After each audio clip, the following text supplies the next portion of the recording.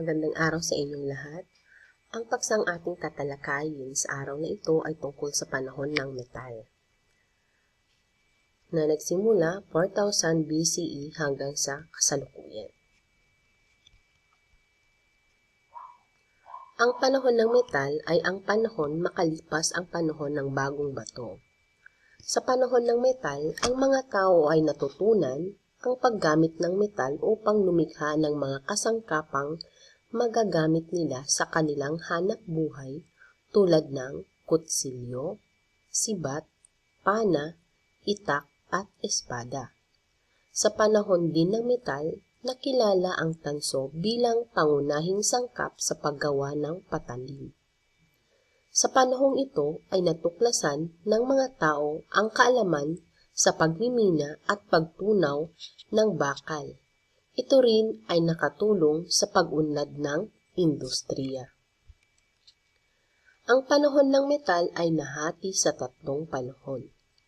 Panahon ng tanso, panahon ng bronse, at panahon ng bakal. Ito yung isang uri ng tanso. Panahon ng tanso. Naging mabilis ang pag-unlad ng tao dahil sa tanso, subalit patuloy pa rin ang paggamit sa kagamitang yari sa bato. Nagsimulang gamitin ang tanso noong 4000 BC sa isang lugar sa Asya at 2000 BCE sa Europe at 1500 BCE naman sa Egypt. Nalinang na mabuti ang paggawa at pagpapanday ng mga kagamitang yari sa tanso. Sa panahong ito ay nakagawa na sila ng mga armas, palamuti at iba pa.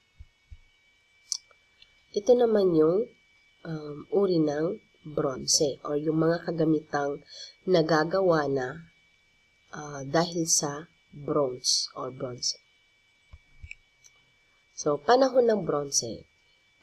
Naging malawakan na noon ang paggamit ng bronze nang matuklasan ang panibagong paraan ng pagpapatigas dito. Pinaghalo ang tanso at lata o yung tinatawag na tin upang makagawa ng higit na matigas na bagay.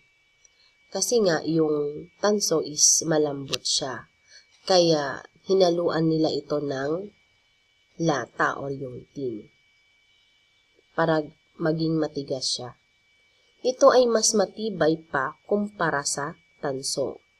Dahil sa pagtuklas nito, nakalikha ang mga tao ng matibay na sandata at kagamitan sa pagsasaka. Ginamit rin ito sa paggawa ng mga alahas at mga kasangkapan.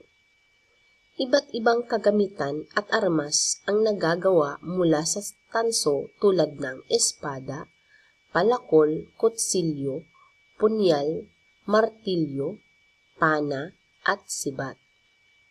Sa panahong ito, natutong makipagkalakalan ang mga tao sa mga karatig pook. So, sa panahon na yon, mahirap silang makakuha ng bronze, kaya konti lamang ang kagamitang nagagawa nila. Sa panahon ng bakal, natuklasan ng bakal ng mga Hittites, isang pangkat ng tinatawag na Indo-European na naninirahan sa kanlurang Asya, dakong 1500 BCE. Natutunan nilang magtunaw at magpanday ng bakal. Matagal nilang pinanatiling lihim ang pagtutunaw at pagpapanday ng bakal. At nang lumaon, lumaganap ang paggamit ng bakal sa iba pang kaharian. Ano ba yung katangian ng panahon ng metal? Sa panahong ito, marunong na silang gumamit ng palayok, banga, pana, bolo, kutsilyo at iba pang mga gamit na yari sa metal. Natuto na rin silang magluto at ang palay ang isa sa mga mahahalagang pagkain na kanilang nakasanayang kainin. Ang mga banga ay ginagamit nila sa pagtatago ng kanilang pagkain at inumin. Nilalagyan ng mga gamit sa bahay at kahit sa pangalawang paglilibingan ay ginagamit rin nila ito. Okay. So, sa panahon ng metal, ito na yung panahon na kung saan yung mga tao nakakagawa na sila ng mga iba't ibang klase ng armas at ito na rin yung time na sila ay nakikipagdigma sa mga karatig na lugar nila.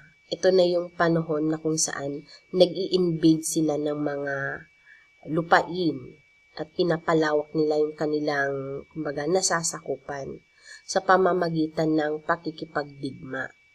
At ang mga pangunahing gamit nila ay yung espada, kasi nga, nakakagawa na sila ng espada that time. Okay.